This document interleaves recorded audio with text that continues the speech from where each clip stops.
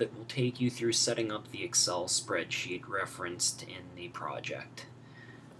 So what we'll do here in this upper column is we'll type in our lower limit of integration, our upper limit of integration, number of rectangles we'll use, and the width of each. So I'll type these in.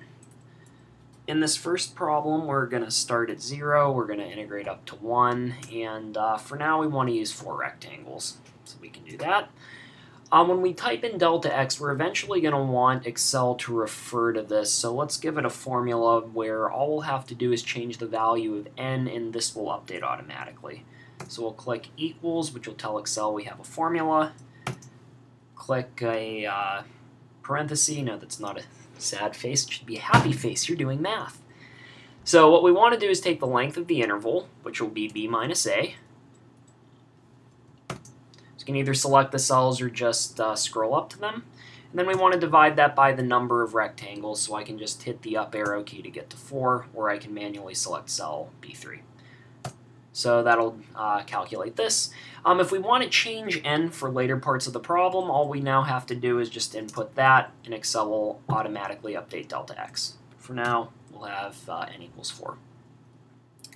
The next part of this, we want to try to get Excel to do the calculations that we did in the table in problem 2.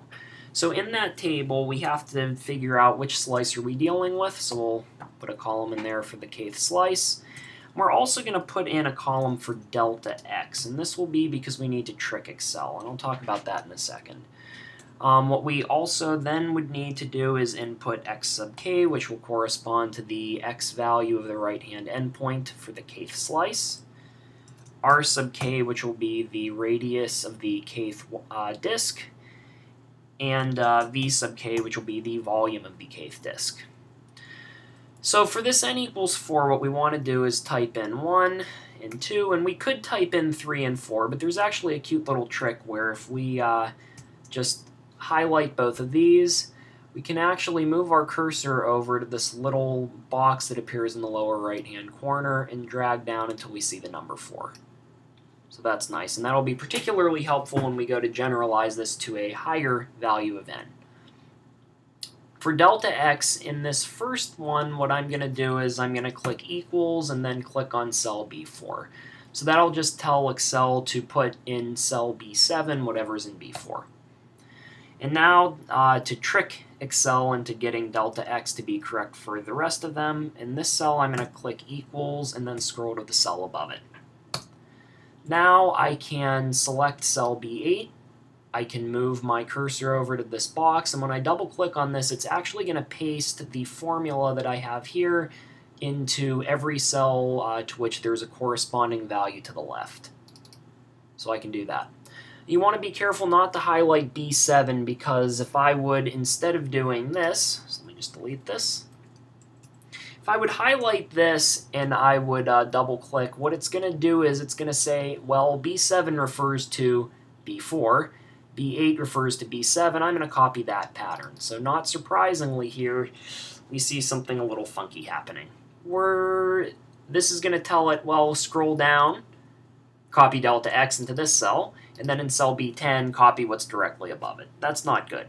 So to avoid that, we'll just double click on this entry that's in B8. Okay, so now for x sub k, this will be the rightmost value in the kth slice. We know for the first one that we start at 0 and we just go over one width of a rectangle, and we can tell Excel to do that by hitting equals, so it knows we're dealing with the formula. Click on A7, which is 1, times delta x, which we're going to refer to here in cell B7. We want to avoid cell B4 at all costs henceforth. So this is telling me go over the width of one rectangle. You can now do that trick where we select the cell, double click here, and it's going to copy the data down the whole way.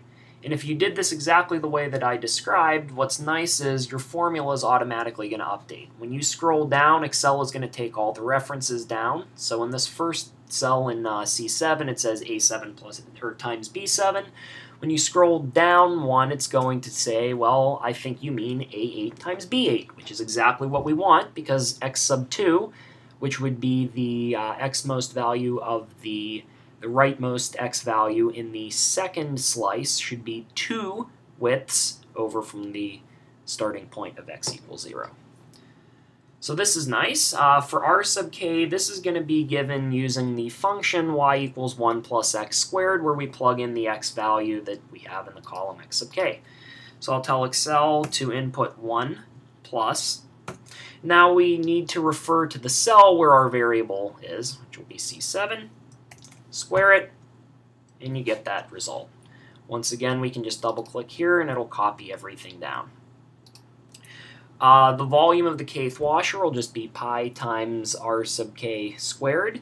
To make Excel input pi, you have to type equals pi and then close parentheses, exactly like that. Then we just tell it OK, take the r sub k value, which we can click on or scroll over to, square it, hit enter. Go back, select the cell, double-click on the right, and you get all of these. So now what we want to do is add them all together, and we can do that using the sum command. So I'll click equals sum, parenthesis. You can select this first value, hold shift, and select the last value, and that will select your entire data range. Close the parenthesis, hit enter, and you should see this. But, of course, that's actually not correct because we forgot to multiply by the thickness, which was delta x. So, the volume of the kth washer is actually pi r squared times delta x. So if you do this, it's okay. What you can do is just select this first one. We need to multiply by delta x, so I'll just select times. And then I'll scroll over here and I'll hit cell B7. Remember, we want to avoid cell B4. So we get this. And now if we double click, that'll copy it down, and this answer in cell F6 should look familiar because that's exactly what you had on the problem before. So that's how we set up the n equals 4 Riemann sum. Once we have this, it's actually really easy to get other ones. So for instance, if I want the 100th one, all I have to do with my setup now is go back to cell B3 and click 100 for n. Now this automatically updates this delta x, it automatically updates a bunch of stuff in our table, but now our table only has 4 cells, and we want it to have 100 because we're using 100 rectangles. So I'm going to highlight these 2 rows and go down to this lower right hand corner, click, and I'm going to actually drag, and when you look at this, note that the number in the bottom right-hand corner is going to correspond to the k value in your leftmost column. So I can scroll all the way down until I eventually get to 100. And then I let go of the mouse. It automatically calculates all of that for me. So now I'll scroll back up. This thing over here in F6 is only adding up the first 4. So you can do this in several different ways. But if we just go ahead and delete that, I'll click on E7, which is where I want to start adding, hold shift, scroll all the way down, scroll down, scroll up a little. This is being quite annoying. Okay, so Macs are not my friend, sorry. Let's try that again.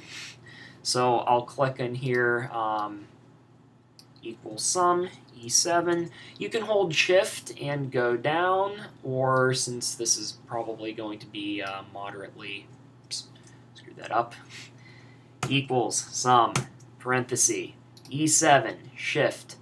I'm now going to scroll down manually until I get to this last thing.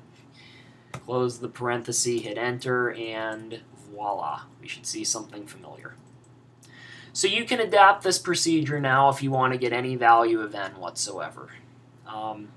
Hopefully this will be helpful. You can find these directions written out in the projects folder on Carmen. Hope this was helpful, and I'll maybe make a video for the next project as well.